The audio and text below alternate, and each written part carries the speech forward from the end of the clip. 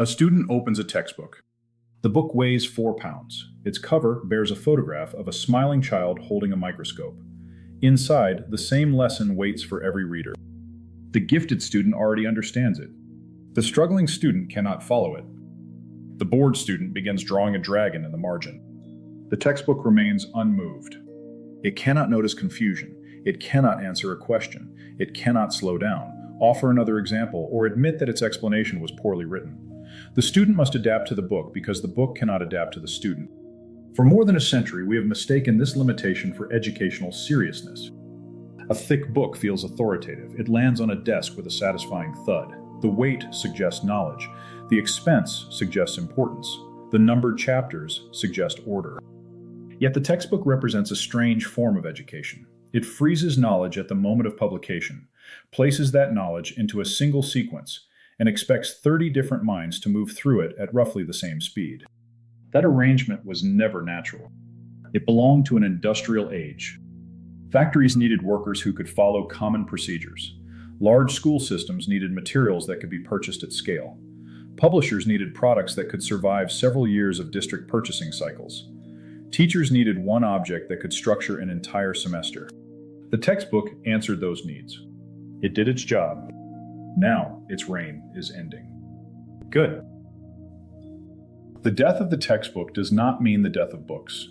A book written by a serious mind remains one of civilization's greatest instruments. It allows the dead to speak. It gives a reader time to sit with a difficult claim. It can carry one human intelligence across 1,000 years. The textbook is another creature. It is a committee wearing a book's skin. Most textbooks are assembled to satisfy state requirements, purchasing boards, age bans, testing schemes, and legal review. Their prose has been scrubbed until no living voice remains. Each paragraph sounds as though it was written by a man who feared verbs. The result is technically complete and spiritually weightless. Students notice. They may lack the vocabulary to explain the problem, but they recognize when nobody is speaking to them. They detect the difference between a writer with something to say and a product designed to offend no curriculum director. The textbook treats knowledge as freight. Its task is delivery. A chapter unloads information. A worksheet checks whether the shipment arrived. The class moves onward. Education becomes a warehouse with motivational posters. Adaptive learning offers another model. A student encounters a lesson through an intelligent system. The system asks a question. The student answers incorrectly. Instead of placing a red mark beside the failure, it examines the nature of the mistake. Did the student misunderstand the concept? Did he forget an earlier rule? Did she understand the rule but misread the question? The next lesson can change. The explanation can become simpler. The system can return to missing foundations. It can present a concrete example. Once comprehension appears, the student can move ahead. The lesson begins to respond. This is a small revolution in form, though the principle is ancient. A good tutor has always done this. Socrates did not carry a standardized packet through Athens. He asked questions. He listened. He noticed contradiction. The direction of the conversation changed according to the answers he received. The medieval master also responded to students. A disputed question arose. An objection was stated in its strongest form.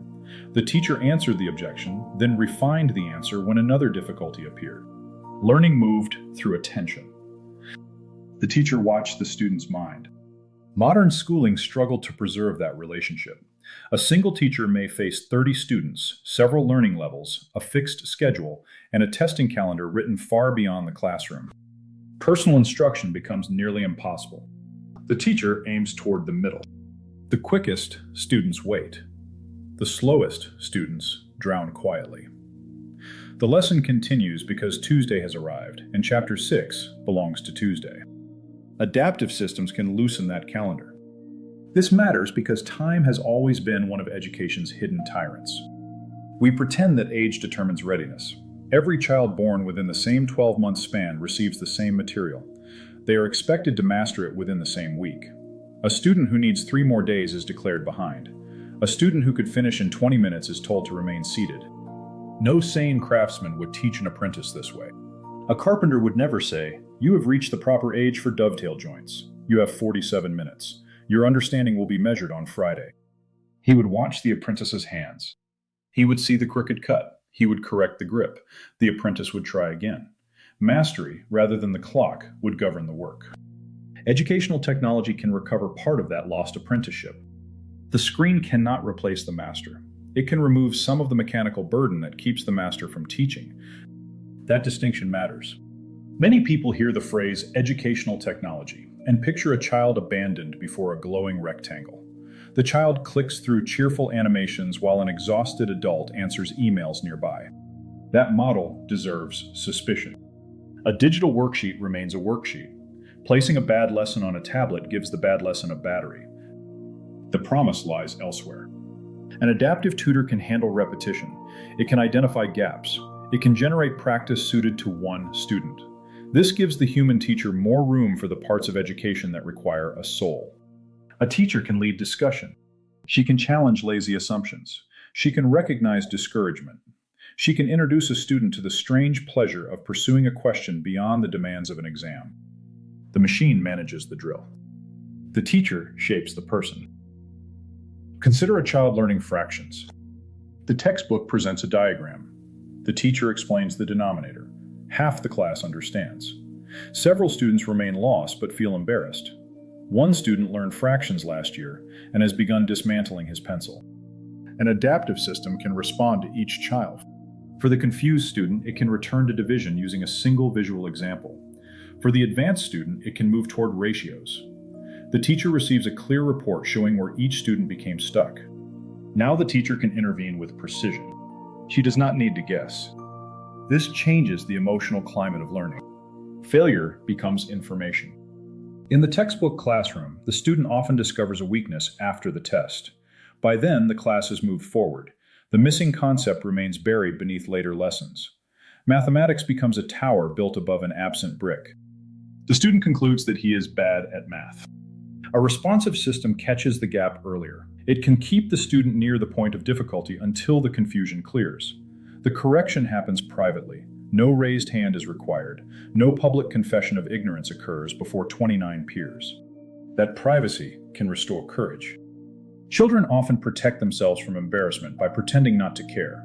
The joke in the back row may conceal a student who stopped understanding months ago. Adaptive education can give that student another entrance. It can also free the advanced child from an equally damaging experience. Boredom is rarely treated as an educational injury. It should be. A capable student spends years learning that intelligence means waiting. Curiosity becomes a nuisance because it disrupts the schedule. The student asks a question beyond the lesson and hears, "We will get to that later." Later seldom comes. The textbook has already decided what belongs on page 84. A responsive curriculum can open a side door. When a student masters the assigned concept, the system can offer a deeper problem. It might connect geometry to architecture through the proportions of a Gothic arch. The student discovers that mathematics describes something majestic. Knowledge becomes a path. The textbook was a corridor. There is a Christian reason to welcome this change. Christian education begins with the conviction that each person bears the imago Dei. Human beings share a nature, yet each life unfolds through a particular vocation. The child is no interchangeable unit. He possesses gifts. She carries weaknesses. Both will answer to God for the shape given to those gifts. Mass education often speaks about individuality while teaching through standardization. Every student receives the same sequence. Every student faces the same clock. Success means moving through the approved material without causing administrative turbulence. The child becomes a seat number. Adaptive learning can serve a more personal view of education, provided the system remains beneath human judgment. The Christian teacher does not ask only, has the student completed the lesson? A deeper question follows. What is this mind becoming? Knowledge forms desire. Attention forms character. A student learns what deserves patience by observing where patience is demanded. The old textbook often encourages passive reception. Read the paragraph, memorize the term, repeat the approved definition. A responsive tutor can sustain active questioning. It can ask the student to explain an answer. It can reveal inconsistency. It can generate another problem until the student moves from recognition to understanding. This resembles the work of the nous. The nous is the faculty of attention that desires the return to the center of the world. It is the inner eye seeking coherence beneath scattered experience. In Christian life, that center is Christ, the Logos, through whom creation receives order and meaning. Education should train attention toward that center. An addict's noose becomes fixed upon a false center. Every thought curves toward the drug. In digital life, the algorithm can perform the same theft. It studies desire, feeds compulsion, and pulls attention away from the true center. Educational technology faces this danger. A learning system can become another machine for stimulation. Badges flash, rewards chirp, lessons break into smaller fragments until the student loses the ability to remain with a difficult idea. That future is possible. It is not required. Technology receives its moral shape from its aim. A hammer can build an altar or smash a window. The tool carries possibilities. The user supplies direction. A learning system ordered toward mastery will behave differently from one ordered toward screen time. The Christian task involves setting that aim. The textbook appeared neutral because its temptations had become familiar. Its moral assumptions hid inside the binding. It taught that knowledge should be divided into subjects, arranged by committees, consumed in fixed portions, then verified by standardized tests. Students rarely questioned this structure because it seemed as permanent as the weather. No educational tool is neutral. A chalkboard favors public explanation. A seminar table favors conversation. A textbook favors sequence. An adaptive tutor favors response. The question concerns the kind of response we desire. Commercial platforms may chase engagement. School vendors may gather more data than they need. Poorly designed systems may place children under constant measurement. These concerns require rules. They do not justify preserving an inferior form forever. Christians have sometimes confused caution with fidelity. We encounter a new tool, notice a possible abuse, and decide that wisdom requires retreat. Wisdom requires government. A household governs its devices. A school governs its curriculum. A teacher governs the place of the machine within the lesson. The technology belongs under authority. This is stewardship. Stewardship does not worship the new. It also refuses to worship the old. The age of a tool says little about its proper place. A worn textbook may carry bad pedagogy beneath a respectable smell. A new tutor may help a child understand algebra for the first time. Fruit reveals the tree. Does the tool deepen attention? Does it strengthen memory? Does it return the student to the human community with greater understanding? These questions matter more than whether the lesson arrived through paper or glass. The Christian tradition has never regarded one educational medium as sacred in itself. The faith moved from oral proclamation into letters. Manuscripts gave way to print. The printed Bible entered homes once unable to own a single page of Scripture. Each shift produced fear. Some fears proved justified. Print spread error beside truth. It also gave families access to books that once belonged only to wealthy libraries. The answer was never to abolish printing. The answer was formation. Readers needed judgment. Teachers needed authority. Communities needed standards. We face the same task now. The most hopeful feature of adaptive education may be its ability to restore local control. The textbook era concentrated power in distant hands. A small number of publishers decided how history would be told. State boards selected acceptable narratives. Large districts signed contracts that bound teachers to a single sequence. Parents saw the result after the purchase had already been made. Digital systems can break that monopoly. A small Christian school can build its own course around primary sources. A homeschool family can use an AI tutor to explain difficult material while preserving its own theological frame. A parish school can create lessons rooted in local history. This changes who may become an educator. A gifted teacher no longer needs a major publishing contract to reach students. He can build a course, test it with a small group, and revise weak lessons quickly. The old textbook might remain unchanged for 7 years. Errors survive because printing another edition costs money. A living course can improve every term. The teacher notices that students stumble at one explanation. She rewrites it. The next class receives a clearer lesson. Education begins to breathe again. Local control also permits the recovery of intellectual traditions pushed aside by standard curricula.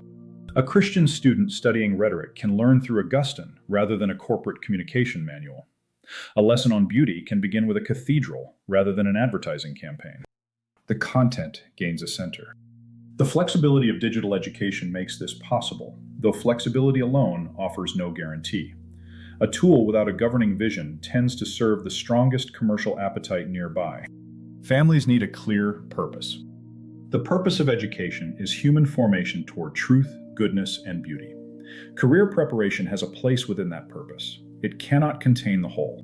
A child should learn to earn a living. He should also learn why life is worth living. The textbook often separated these aims.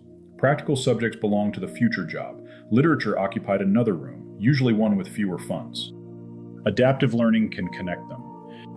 A student learning computer science might examine the moral structure of a recommendation system. Technical skill and moral judgment meet within the same lesson. The connection feels natural because it is natural. Every tool carries a view of man. The textbook industry may object that books never run out of battery. True. Neither does a brick. Battery life is a poor measure of educational worth. Paper remains useful. Students should still read long books. They should write by hand. They should memorize poetry. A digital tutor need not erase these practices. It may protect them. When routine explanation moves into an adaptive system, classroom time can return to substantial reading. The teacher no longer spends 40 minutes reviewing a worksheet that half the class completed correctly. Students can discuss the book. A machine can check grammar. It cannot encounter Hamlet's hesitation as a human being encounters it. It cannot look across the table and recognize that another person read the same scene differently. The death of the textbook may therefore bring the rebirth of the real book.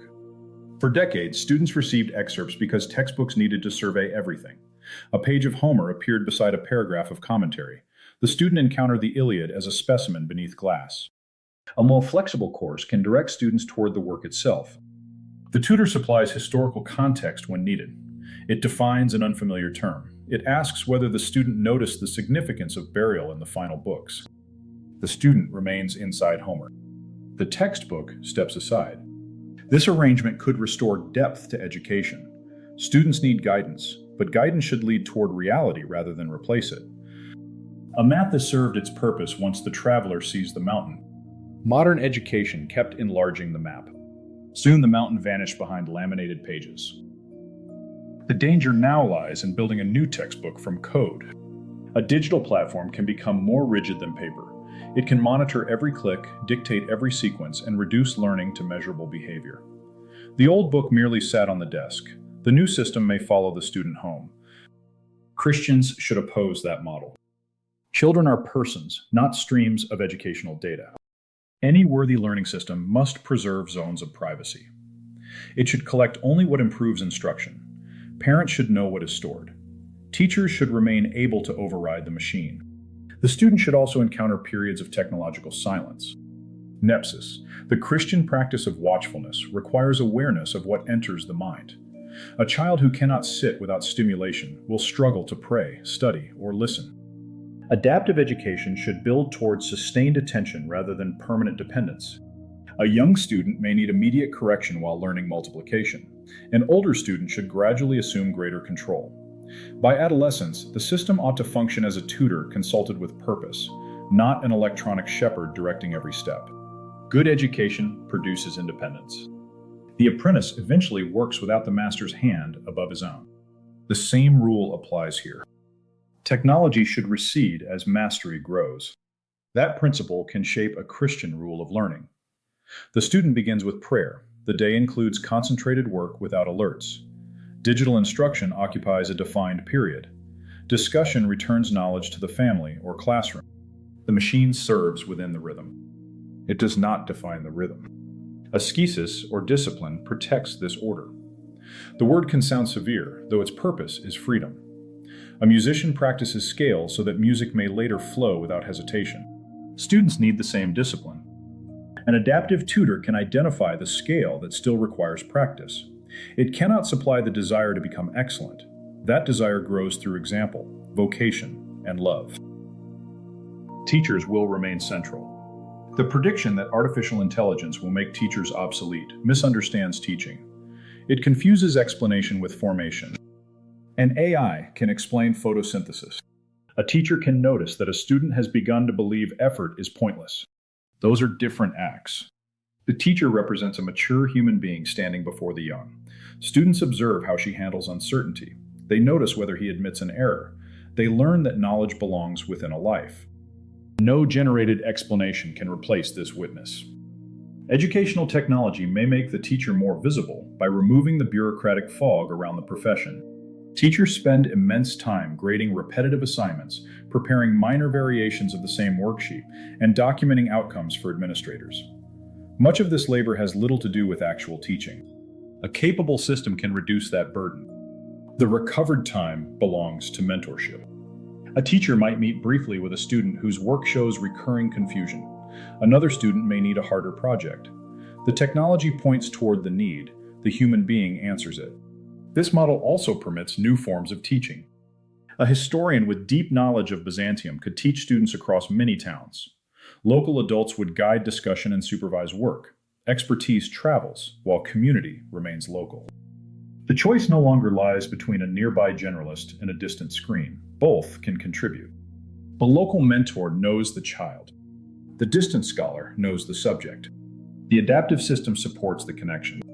This resembles the older world of letters. A student might learn from a master's text while receiving guidance from a tutor nearby.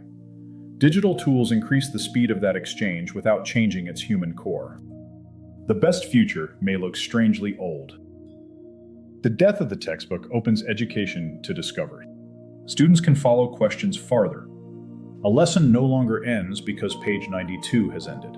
A child studying the moon may ask why it keeps one face toward Earth.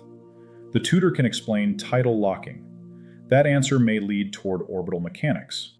A curiosity becomes a vocation. The fixed curriculum often fears such departures. Teachers have material to cover. Tests wait at the end of the term. Adaptive systems can maintain the essential sequence while allowing room for wonder. Wonder is not a decorative extra. It is the beginning of philosophy. A student learns because something in creation amazes him. The mind reaches outward, sensing that reality contains an order worth knowing.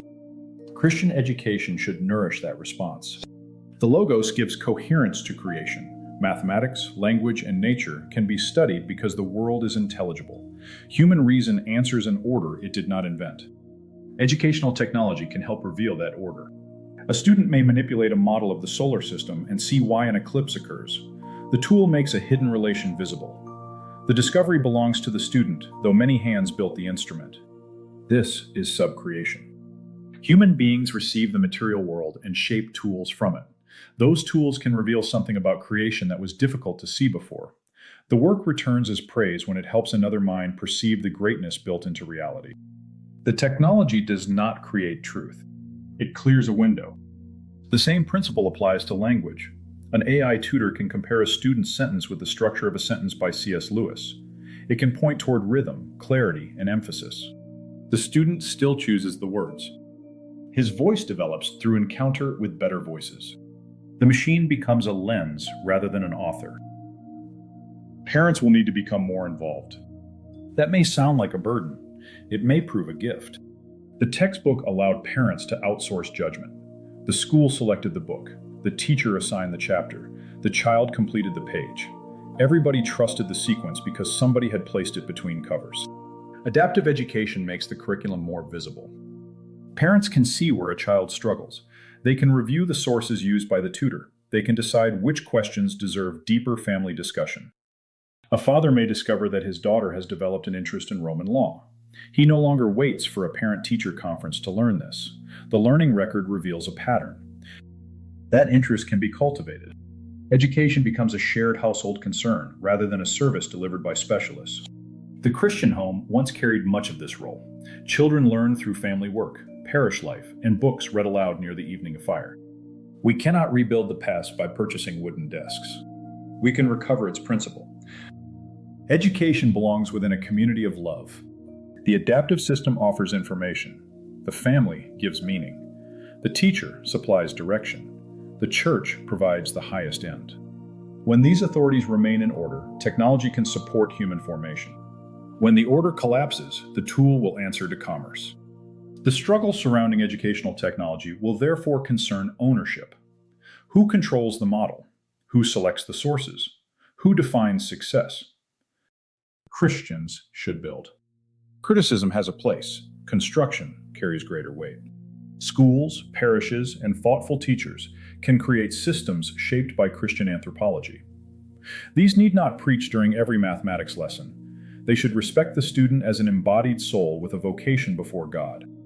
Design follows anthropology. A system built around the user as a consumer will seek engagement.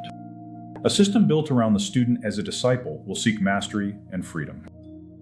Some students will still fail. Technology will not remove laziness. It will not erase family disorder. It cannot heal every wound that enters the classroom. The promise remains modest and great. A child who needs another explanation can receive one. A gifted student can move ahead.